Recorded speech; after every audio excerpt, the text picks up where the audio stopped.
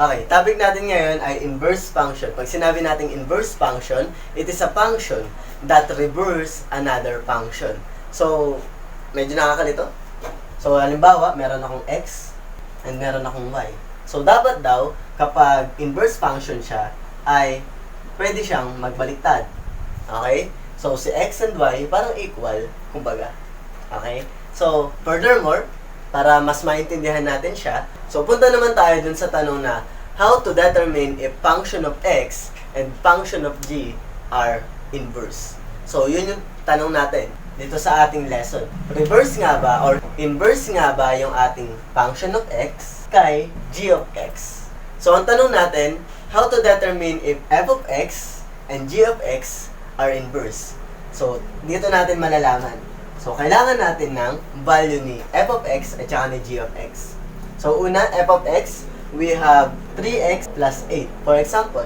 And for our g, we have g of x, we have x minus 8 divided by 3. So, paano ba to? So, eto, babalik tayo sa operation of function wherein sinusolve natin si f of g at si g of f. So, paano nga ba to? Alalahanin natin. Ganito lang yan. Yung f, o yung nasa left side, kapag dalawa lang sila ha, si f, yung nasa left side, gagamitin natin yung function niya. So, I have 3x plus 8.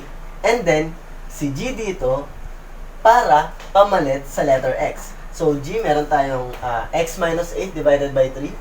So, susulat natin siya ng 3. Multiply by x minus 8 divided by 3 plus 8. So, kesa multiply natin to, i-distribute pa natin and then di-divide natin by 3, makakancel na natin si 3 at saka yung denominator natin dito na 3. So, I have x minus 8 plus 8. Negative 8 plus 8, makakancel. Okay? So, I have x. X yung makukuha ko sa function ni f of g. So, para malaman ko kung inverse nga ba si f of x at g of x, kailangan kong isolve si g of f. At dapat ang maging result niya, kaparehas ng naging result ni f of g. So, let's try. Si g, gagamitin ko x minus 8 divided by 3. Okay? So, papalitan ko ngayon yung x ng value ni f. Baliktad na sila ngayon. Function ni f naman yung ipapalit ko sa x. So, I have 3x plus 8 minus 8 divided by 3. Okay? So, positive 8 minus 8 is 0. I have 3x divided by 3 or over 3. We all know that if we divide that, ang makuha natin is x. So, meaning, g of f is equals to x. At dahil same sila ng nakuha, meaning, yung ating function of x, which is 3x plus 8, ay inverse kay g of x, which is x minus 8 plus 3. Ito, at ito ay inverse.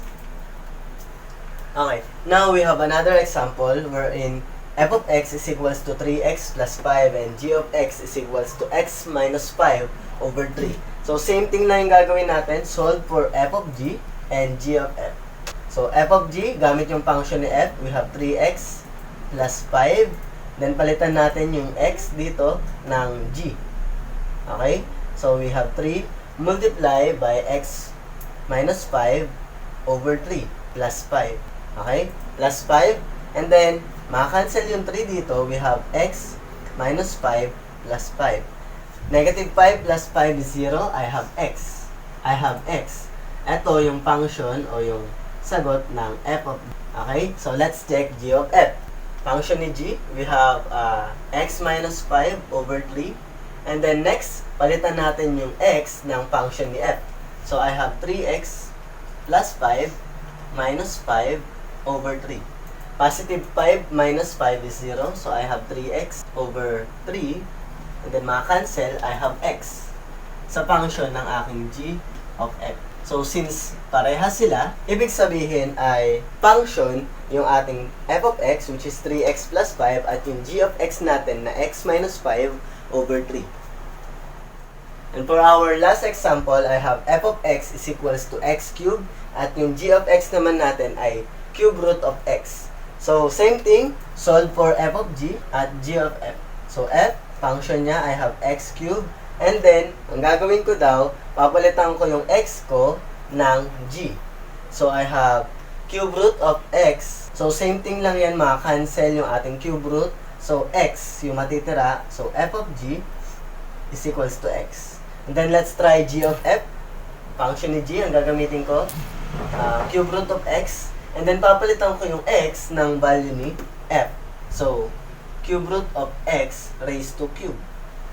Okay? Same thing, maka-cancel, I have x. So, ang aking g of f ay equal sa x. Same sila ng value, meaning, yung f of x ko, which is x cube, at yung g of x ko na cube root of x ay inverse sa isa't isa.